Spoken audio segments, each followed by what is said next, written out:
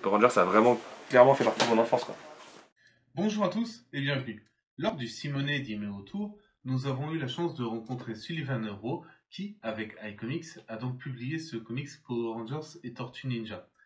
Donc de là, en résulte la petite interview que vous allez voir où Sullivan va nous évoquer son parcours ainsi que son rapport aux Rangers et aux Tortues et plein d'autres choses de l'univers des comics et du monde de l'édition. Mon parcours de lecteur de comics, Ouais. j'ai commencé tout petit avec Batman Animated Series. Donc c'est pas de la lecture, mais c'était déjà des comic books puisque c'était Batman. Et en fait, pendant des années, je lisais des comics sans le savoir. En fait, quand tu pars en vacances à la plage ou quoi qu'est-ce, tu sais, tu vas souvent t'arrêter pour une station-service ou un tabac ou quoi, puis choper un petit kiosque. À l'époque, c'était des kiosques sur Batman Animated Series, je me souviens. Il y avait aussi Tortue Ninja qui faisait ce genre de truc. Il y avait un magazine officiel et tout. J'avais ma petite carte de membre et tout. C'était mon cadeau de Noël. Et sinon, après, j'y suis revenu assez tard. Moi, je suis surtout un lecteur de manga et de romans quand j'étais ado. Enfin, de peu de romans, hein, parce que je fais le mec qui frime et tout, mais en fait, j'en lisais pas tant que ça. Mais ce que je veux dire, c'est que je lisais pas vraiment de comics. Tu vois, à l'époque, Delcourt, Panini, j'étais un peu passé à côté. Et j'ai vraiment recommencé à lire des comics quand je suis arrivé à la fac et que j'ai pris mon appart, en fait. Parce que j'habitais juste à côté d'un comic shop spécialisé qui faisait de la VO. Et du coup, plutôt que d'aller à la fac, en fait, je passais mes après-midi dans le comic shop. Et le patron, Jeff, que je salue bien, en fait, m'apprenait un milliard de trucs, d'anecdotes, d'histoire des comics, et puis en même temps, à la fois du classique, tu vois, ça remontait au Golden Age, mais aussi, il me parlait, ça doit être en 2009. En 2009, on est juste après Civil War. Et Civil War m'avait excité à fond. Je me souviens que le premier comics que j'ai relu quand je m'y suis remis, c'est Secret War de Gabriel Delotto et Bendis, si je dis pas de conneries. Après ça, du coup, j'ai remonté en fait un peu la piste, donc Civil War. J'ai découvert Daredevil que je soupçonnais comme un de mes personnages préférés, mais il n'y avait que le film qui était une vraie référence pour moi, pour un peu citer le personnage ou l'apparition dans le dessin animé Spider-Man.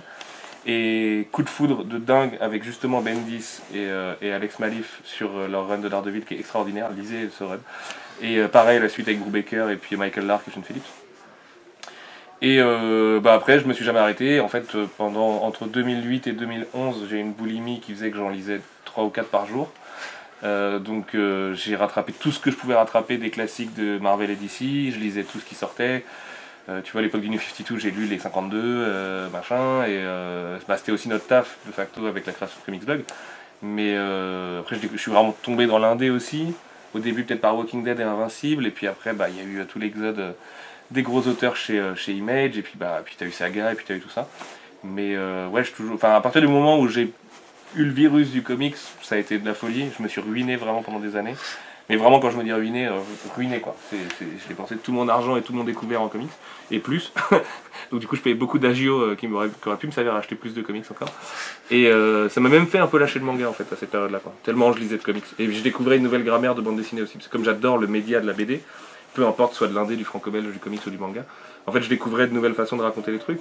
Puis plein de nouveaux auteurs aussi, ça qui est excitant avec le comics, c'est-à-dire que tu as 500 000 auteurs à découvrir. Et puis ils sont tous très différents, tu vois. Puis c'était l'arrivée du numérique vraiment, enfin plein de trucs comme ça. Et voilà, en schématisant, c'est ça.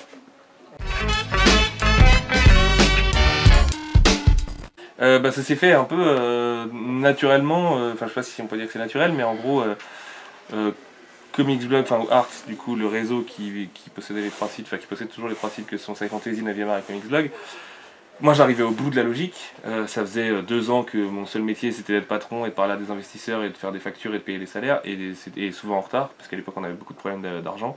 On vivait chez moi, enfin tu vois la rédaction était chez moi parce qu'on n'avait plus de moyens et tout ça. Donc en gros j'ai fait un gros burn-out et il fallait que j'arrête, et les gens autour de moi me disaient il faut que tu arrêtes, donc moi je voulais pas parce qu'il y avait les lecteurs et puis qu'on recevait beaucoup d'amour et tout ça, et que c'était précieux et que ça nous faisait tenir.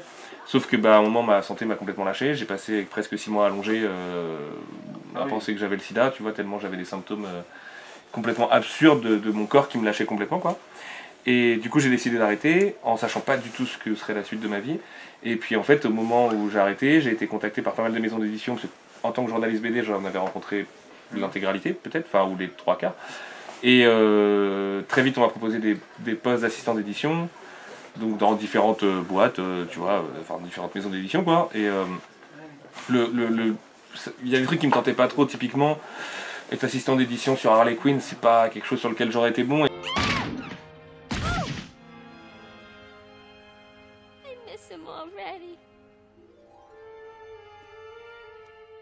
Et j'ai un défaut, c'est que dans le travail, quand j'aime, je compte pas mes heures et j'y vais bien en tête. Quand j'aime pas, par contre, je mets beaucoup de mauvaise volonté. Donc j'ai senti que c'était pas ce qu'il fallait que je fasse. J'ai aussi eu des touches pour aller dans des plus grosses sociétés de pop culture et des très grosses sociétés de pop culture. Où en gros j'aurais fini avec un attaché case et aller faire des tableurs Excel et ça me plaisait pas non plus. Et il se trouve qu'à un moment donné, je rencontre Brajlon. En fait, j'avais pas mal de potes qui bossaient dans Brajlon, mais comme c'était une boîte d'édition de fantasy surtout, de romans de fantasy, et que moi la fantasy ça a jamais été un king, je suis plutôt du côté SF des choses. Il y a des super trucs en fantasy, je dis pas, hein, mais je suis quand même plutôt un mec de la SF. Du coup, je connaissais pas bien leur univers, je savais qu'ils avaient mis Lady Graphics il y a longtemps, du coup il y a bientôt 10 ans, où ils ont fait Scott Pilgrim, Lock and Key et d'autres séries. Et puis en fait, Claire, qui est ma responsable éditoriale, me dit ouais, peut-être qu'on relancerait bien le comics. Qu'est-ce que t'en dirais? Et à ce moment-là, ils ont racheté la société, donc ils ont permis à mes amis salariés de garder leur boulot, donc c'était quand même une grosse victoire parce que c'était un des trucs les plus durs à assumer pour moi. Et en même temps, ils m'ont dit si tu veux, on te file la direction de la collection iComics. Donc direct, c'était autre chose que le rôle d'assistant éditorial où en gros on m'imposait des bouquins. Là, c'était moi qui allais les chercher. Et avec un deal tout simple, c'est pas trop de bouquins, on en fait une vingtaine, on voit comment le marché réagit et tout. 2 licences, et le reste, amuse-toi. Fais de l'indé, fais des trucs, fais tout ça. Plus un peu de republication, j'ai vu ton Warren Ellis juste avant, un peu de republication de ce que Milady faisait à l'époque, donc il y avait ça, il y avait Cross, il y avait Scott Pilgrim et Lock and Key, basiquement, et peut-être d'autres qui viendront plus tard. Et puis bah, moi j'ai rajouté mes trucs, Rick and Morty, des Tortues Ninja, des indés, tels que The Few et d'autres quoi. Et ça s'est fait vraiment assez bêtement en fait, enfin, on s'est vu une première fois, je me souviens c'était en décembre. Et puis j'ai commencé début mai, et puis entre temps on était resté en contact. Moi je leur ai fait des petits PowerPoint de telle série a l'air cool, telle série a l'air cool. Et comme j'étais dans une période de ma vie où je lisais énormément d'indépendants, et en gros tout ce que les ricains faisaient en indé, bah, je leur ai proposé plein de trucs, parmi lesquels il y en a qu'on a pu faire, d'autres qu'on n'a pas pu faire. Je rêvais par exemple de publier Aki Giants, et je suis un peu devenu éditeur pour éditer Aki Giants au départ. Et puis en fait ça m'a plu. Le côté autodidacte et tout c'était un peu chaud parce que bah, c'est quand même un monde entier à comprendre, et il y a beaucoup d'opacité dans l'édition, donc il y a plein de termes, de gens, de fonctionnement, enfin c'est un rouage assez bien huilé, mais très opaque. Et donc bah, j'ai appris ça, et puis bon, voilà, après ça a roulé, et ça fait 3 ans maintenant, quelque chose comme ça. Bah, le vert comme tout le monde, ça c'est sûr, Tommy, moi ça m'a brusqué. Moi les Sentai j'ai découvert avec Winspector en fait, quand j'étais tout gamin, parce que je suis né en 88, et donc le club Dorothée c'était Winspector. Et en fait juste après je me souviens d'avoir vu le dernier épisode de Winspector, et quelques mois plus tard, alors c'est dilaté comme souvenir parce que j'étais tout petit, mais un jour, Dorothée annonce ouais on a la nouvelle série qui défonce machin, c'est Power Rangers, et j'étais devant ma télé au moment de la diffusion du tout premier Power Rangers en France, et j'ai pris le truc en pleine gueule. C'est-à-dire que quand t'es gamin, l'univers des Sentai c'est la base, enfin tu vois, c'est genre le truc quoi. Et bah, donc j'ai découvert toute la team, enfin tu vois, les 5 Rangers, Zordon, tout le truc, ça me faisait complètement triper parce que sans le savoir à l'époque, c'était des super-héros dans un contexte SF avec parfois des kaiju et la culture japonaise du coup du Sentai quoi. Et j'étais hyper fan quand j'étais gamin, vraiment, je me souviens, avec je faisais chier mes parents pour acheter des toys avec les têtes qui se retournent quand t'appuies sur la ceinture et tout. Et un jour, je devais aller voir le film qui était sorti au cinéma en France, donc celui de Power Ranger Ninja. Là. Et au final, le film était plus diffusé le jour où on arrive, à l'époque, il fallait regarder dans les journaux les diffusions de films au ciné et tout. Et on arrive là-bas, et il n'y avait plus le film au cinéma, mais le journal s'était trompé, donc à la place j'ai été voir Casper, c'était un cool film, donc j'étais content. Et après j'ai fait des pieds et des mains pour choper la cassette vidéo, et je l'ai regardé 200 fois. Je l'ai revu l'année dernière, quand j'ai su que il y avait quand j'ai vu le crossover, je me suis dit ah, il faut que je me remette un peu de Power Rangers. Bon, mais c'était mieux dans mes souvenirs quand même. Mais ouais, j'ai toujours adoré l'univers. J'ai un peu lâché avec Zeo et tout ça. Après, parce que j'ai un peu grandi, et puis enfin tu vois, j'étais plus sur d'animation et des trucs comme ça. Mais ouais, Power Rangers quand j'étais gamin c'était une religion, et puis je suis content d'y revenir aujourd'hui en fait, parce que j'ai découvert la série Boom grâce au crossover avec les Tortues, et en fait ça m'a grave fait triper. Quand j'étais à San Diego, j'ai rencontré les acteurs aussi, qui sont des gens adorables. Tu vois, voir le mec qui joue Tommy en vrai, ça m'a fait un truc trop bizarre. Enfin, tu vois, t'es là genre, oh putain, le mec et tout quand même. Et puis le Ranger Rouge, et puis Kimberly, et puis tout ça. Enfin voilà, c'était mon amoureuse quand j'étais petit. Alors. Mais ouais, non, Power Rangers, ça a vraiment clairement fait partie de mon enfance, quoi.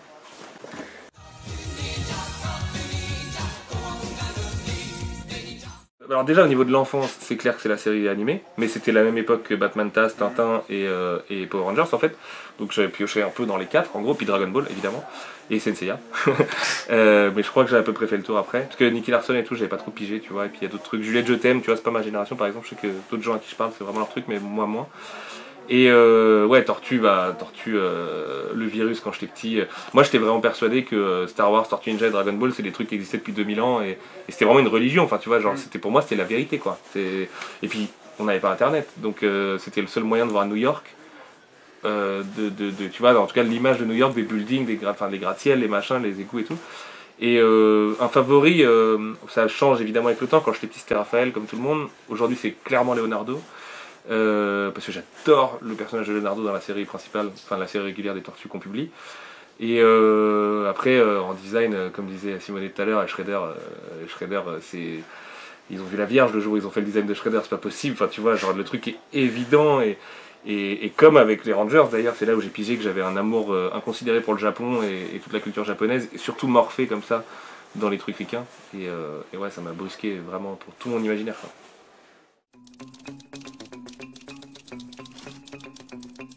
Et ben basiquement moi au quotidien je travaille avec des agents. Donc en fait chaque grande maison a un agent, Image a son propre agent, Marvel a son propre agent, DC a son propre agent, Boom a son propre agent, et IDW je peux pas tous les faire. Ouais. Et moi j'ai la licence Tortue Ninja, donc là ça se deal à un degré plus haut, c'est pas comme quand tu achètes un seul bouquin. Si demain je vais acheter, je sais pas, je prends un bouquin qui est pas à moi, qui est blindé ici. Si demain je vais acheter, bon il n'y a pas d'indé, si je vais acheter Scars de Comics Initiative, soutenez Comics Initiative, je vais contacter l'agent d'Avatar Press, lui faire une offre. Lui, il va sûrement aller voir mes concurrents en disant hey, j'ai une offre de Sullivan chez iComics, est-ce que vous voulez mettre plus? Et ils disent oui ou non et machin, après il y a des petites enchères, et puis après à la fin il y en a un qui gagne, forcément, comme toujours avec les enchères. Et puis il peut plier le bouquin. Sur les licences, c'est un peu différent, c'est des contrats de 3 ans en fait, en général. Enfin, en tout cas, Rick and Morty et Tortue, c'est comme ça. Je sais que Marvel et DC, c'est un peu plus long parce que c'est plus gros. Mais du coup, tu te mets d'accord, ils te demandent qu'est-ce que tu vas publier pendant ces 3 ans, donc tu fais ce qu'on appelle un publishing plan. Et puis après, tu improvises un peu à l'intérieur. Par exemple, il n'était pas prévu il y a 3 ans de publier MMPR TMNT, d'autant que c'est pas IDW, c'est Boom. Boom, avec qui je ne travaillais pas encore, c'est le premier bouquin qu'on a signé chez Boom, MMPR. Alors que c'est un agent que j'aime beaucoup, qui s'appelle Lance Kreiter. Et donc bah voilà, je lui ai fait un petit mail, je lui ai dit ah, écoute, il y a ça qui existe, je sais de source sûre que Glénat n'est pas intéressé parce qu'on en avait parlé. Moi j'ai la licence Tortue. Donc si tu veux, je te fais une offre et puis on y va. Là-dessus, il n'y a pas d'enchère, tu vois, typiquement. Ouais. C'est juste lui qui va faire sa négo, tu vas faire une offre, il va faire une contre-offre et puis ainsi de suite jusqu'à ce que tu arrives à un accord. Et puis après, on t'envoie les fichiers. Enfin, on t'envoie contrat et facture déjà. Et puis après, on t'envoie les fichiers des bouquins donc en VO, donc en très très très très grande qualité, la plus grande qualité possible, qui sont en fait les fichiers sur lesquels l'artiste travaille. Avec, c'est comme du Photoshop où tu as des couches, enfin tu as des layers, quoi, des calques, merci. Et puis sur des calques tu as des bulles, sur des calques tu as des couleurs, machin. Puis après, toi tu fais ta popote, tu traduis, tu replaces les bulles, tout ça. Et puis à la fin, tu finis par imprimer, et puis à la toute fin, ça arrive en librairie dans vos mains, quoi.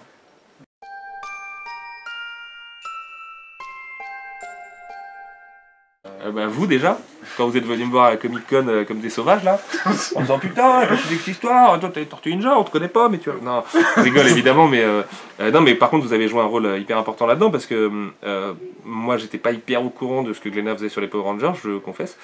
J'entendais, parce qu'on surveille les ventes des autres, mais moi j'aime pas trop les chiffres en général, donc je m'en fous un peu. Mais j'entendais que Power Rangers ne marchait pas très bien chez Glénat, ce que je regrettais, parce qu'en plus il y avait le Power Ranger Rose de Elsa Chartier, si je dis pas de bêtises, qui était sorti, et donc c'était cool d'avoir une artiste française sur Power Ranger Rose, en plus, qui est un truc d'empouvoirment, féministe et tout. Et je savais pas du tout ce que Glénat en ferait, donc en fait, comme avec Olivier on se connaît, on s'est vu, on s'en est parlé, il m'a dit non, je vais pas trop, sûrement pas faire Power Rangers Tortue Ninja. Et je lui dis, ça t'embête pas si moi je le fais? Il m'a dit, non, au contraire. Et tout ce que je souhaite aujourd'hui, c'est que ce crossover relance autant les ventes des tortues qui sont pas non plus énormes, comme vous le savez, que les ventes de Tortue Ninja. Je sais que Glénat a fait une OP il y a pas longtemps avec le tome 1 moins cher. C'était évidemment pour recruter de nouveaux lecteurs, pour essayer de sortir la suite. Je sais que les gens sont très durs avec eux parce qu'ils ont arrêté la série et sans trop prévenir et tout ça, mais bon, en vrai, ils ont envie de poursuivre. Et cette série, elle est bien. Moi, du coup, je les ai achetés en VO pour lire la suite, les gros omnibus, là, année par année. Et c'est vrai que c'est une super série, en fait. C'est exactement les mêmes qualités que Tortue Ninja, c'est-à-dire que ça a beau être une licence qui est vue un peu comme un doudou de trentenaire, en fait, c'est super cool, quoi. Il y a des bons enjeux, il y a des bons persos. Bon, il y a un moment, ils m'ont un peu perdu, il y a trop de Rangers rouges là, quand ils sont tous là, et puis que voilà, machin. Mais parce que je suis pas spécialiste de l'univers, donc il faut vraiment s'impliquer un peu pour tout capter. Mais, mais ouais, puis bah, l'avantage du crossover, c'est que c'est un one shot, donc en fait, t'as un début, un milieu, une fin. En plus, ils ont, enfin, tu vois, le coup du Shredder Ranger vert, quand j'ai découvert ça, je dis oh putain, la meilleure idée quoi. Genre, comment personne n'y a pensé avant eux. Et puis Simonet était un mec que je surveillais un peu de loin parce que j'aime bien repérer les jeunes artistes qui ont un gros potentiel et tout. Et l'occasion de bosser sur Simonet, de faire un nouveau bouquin Tortue avec les Power Rangers, c'est un peu comme j'avais fait le bouquin Spider-Man, l'artbook de Spider-Verse. J'ai pas du tout la prétention d'éditer du Marvel dans ma vie parce que ils sont, comment le dire politiquement correct, c'est compliqué. Ils font beaucoup de retours, voilà. Donc c'est compliqué, voilà. Même si Hasbro est pas tellement loin derrière. Hein. C'est juste que du coup, je pourrais me dire dans 20 ans, où je serai sûrement plus éditeur, le kiff, je me souviens, j'ai fait un bouquin Power Rangers. Quoi. Donc c'est un cadeau à mon moi qui avait 4 ans devant sa télé. Quoi. Non, je ne reprendrai pas la liste. On me l'a posé tous les jours, c'est la dernière date de la tournée aujourd'hui, tout le monde me l'a posé à Lille, Metz, Paris, Toulouse hier. Non, mais pour des raisons très simples, c'est que 1, le contrat est chez Glénat. 2, je ne pense pas que Glénat ait envie de s'en séparer non plus. Je pense qu'ils vont attendre de voir ce que nous on fait dessus pour voir si ça vaut le coup de relancer un peu Power Rangers. Et j'espère qu'ils le feront honnêtement, parce que moi je suis comme vous, je suis un lecteur aussi, j'achète plein de bouquins, hein, tu vois. Et puis surtout parce qu'il y a une logique hyper simple, mais vraiment très simple. Hein. C'est que si déjà ça marche pas, mais que tu en as vendu un peu, ça va être très dur de le faire fonctionner en le rachetant. C'est-à-dire que tu as un plafond de verre dans les comics qui est vraiment très bas. Donc en fait, tu perds vite de l'argent. Et admettons que je le ressorte. Si je commence par le tome 4, du coup, c'est ça, ils en ont sorti 3. 5, pardon. Si je commence par le tome 5, tout le monde va m'engueuler. En disant, mais non, mais la collecte, elle est pas raccord, tu peux pas commencer par là et tout machin. Et puis je l'ai vécu sur Tortue, où contractuellement, on était obligé de commencer par l'équivalent du tome 5 en VO. Donc ça, c'est pas possible. Commencer par le tome 1, je sais que des gens ont acheté le bouquin, donc vont sûrement pas le racheter, tu vois, parce que tout le monde n'est pas aussi fan de Power Rangers que vous ou que moi, je suis fan de Tortue et qui achète tout, tu vois. Du coup, bah, le peu de lecteurs que tu penses pouvoir intéresser, tu les as déjà pas. Ou en tout cas pas sur les 4 premiers tomes, mais alors du coup, ta série, elle se fait couper la tête avant d'arriver au 5e. Et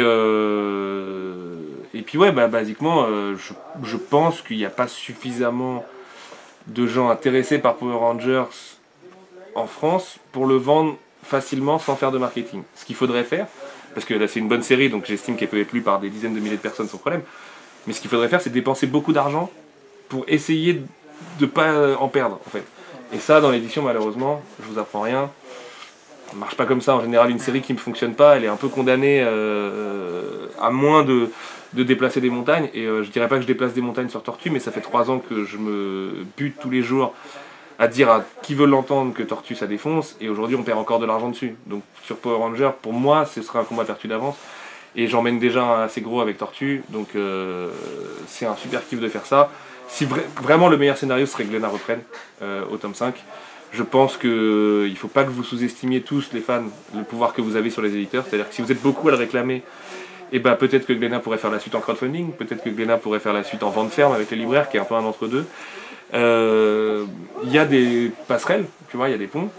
Mais ce sera jamais chez iComics. En tout cas, enfin, j'aime pas dire jamais, mais les chances que ça se produise sont vraiment quasi nulles. Quoi. Bon. Même si, bon, je kifferais, mais... Entre le kiff et la réalité, voilà. Malheureusement, je tiens à mon job un peu quand même.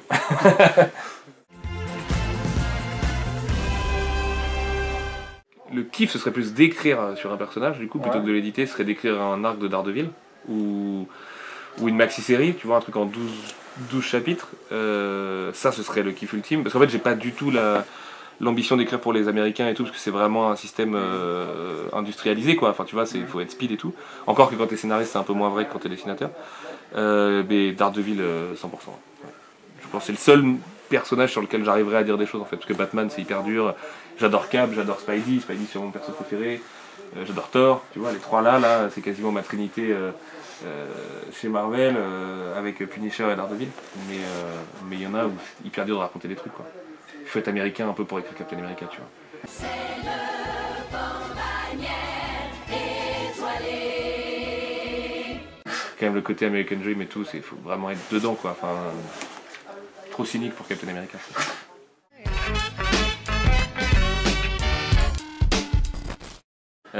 Ouais, souvent nommé, primé depuis quelques mois, donc ça c'est cool. Voilà. Après 3 ans à courir après, à voir les Eisner nous échapper à chaque fois. On en a eu 2 cette année, les 2 plus gros, meilleure série et meilleure nouvelle série, donc ça c'est chiant, mais parce qu'en plus c'est sur 2 séries indé, donc ça vient un peu effectivement valider les choix qu'on peut faire, qui sont des choix effectivement assez politiques, mais au sens large du mot politique, c'est-à-dire beaucoup d'héroïnes fortes, beaucoup d'histoires qui vont graviter autour des nouveaux modes de consommation ou de pensée, enfin tu vois, un truc sans être New Age non plus, parce que ce serait un peu ringard. Et ouais, après j'aime pas trop dire qu'on est politique, parce que bon, moi je suis politisé dans ma vie privée, mais évidemment que du coup dans les bouquins ça reflète un peu mon mode de pensée, et que je vais pas aller publier Ethan Van Sciver demain, tu vois, ça ce serait pas possible quoi. Mais après on n'a pas que ça, on a aussi des trucs comme Maestros, comme Shirtless Bear Fighter, où c'est juste des grosses blagues potaches super bien faites qui durent le temps d'un album et sur lesquelles je m'éclate tout autant. Mais en tout cas, les héroïnes fortes, par exemple, c'est un truc auquel je tiens, quoi.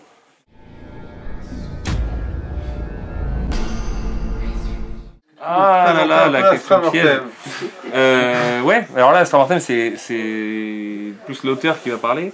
Du coup, je suis scénariste dessus, enfin co-scénariste avec Al236, qui est un youtubeur qui fait des vidéos extraordinaires, dessiné par Mehdi Shamsa, un dessinateur dont ce sera le premier album, mais qui est un mutant de l'espace, comme je l'appelle souvent, un mec hyper fort, et c'est en crowdfunding en ce moment, là, quand on tourne, il reste 26 jours exactement, j'ai vu ça tout à l'heure sur la page, et c'est notre tentative de faire ce qu'on appelle un roman graphique, c'est un peu pompeux, mais en tout cas une grosse BD en noir et blanc, de dark fantasy, cosmique, le terme important pour les 2 tiers du bouquin, enfin les 2 derniers tiers du bouquin, et voilà, je veux pas en dire trop quand mes collègues sont pas là, parce que sinon il y a des spoils qui vont voler, et je voudrais surtout pas les mettre en porte-à-faux, mais on a une chance extraordinaire, c'est d'avoir été soutenu hyper fort dès le départ. On a pété quelques records sur Ulule, ce qui n'était pas du tout prévu.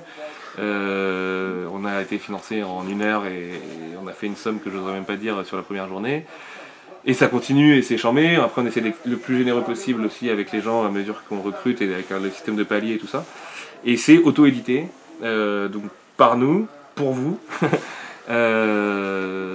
Et voilà, le but c'est de se faire plaisir et d'essayer un peu de déterrer les morts, même s'ils sont pas tous morts, mais de Metal Hurlant, des classiques du manga, de l'imaginaire, de Giger avec Kinski en passant par Piranèse, et enfin pas mal d'artistes classiques et tout, parce que Alt a vraiment cette culture-là et il vient des Beaux-Arts.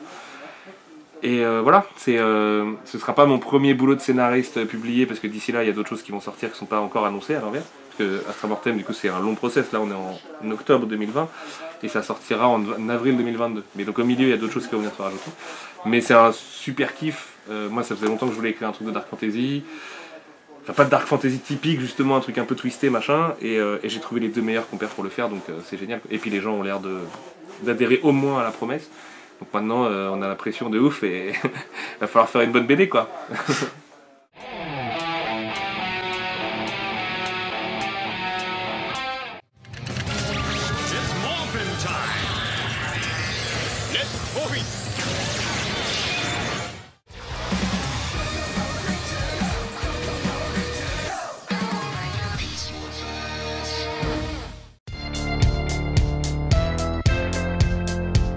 Donc tu as publié donc, la trilogie de Warren Ellis, donc, avec notamment Black Summer, Ouais. Et donc, alors là c'est conçu, et donc Warren Ellis donc, a fait ça en 2008 si je me trompe pas, Ouais. et donc la version japonaise donc, est sortie génial. en 2012. Ouais. Donc ça c'est sorti en 2012. Est-ce que, comme moi, tu es bien d'accord qu'il y a quand même une certaine ressemblance? Ça c'est ouf. C'est ouf que t'aies repéré ça. Alors vraiment je tombe des nues. Il y a carrément une ressemblance, ouais. La forme du casque, de la visière.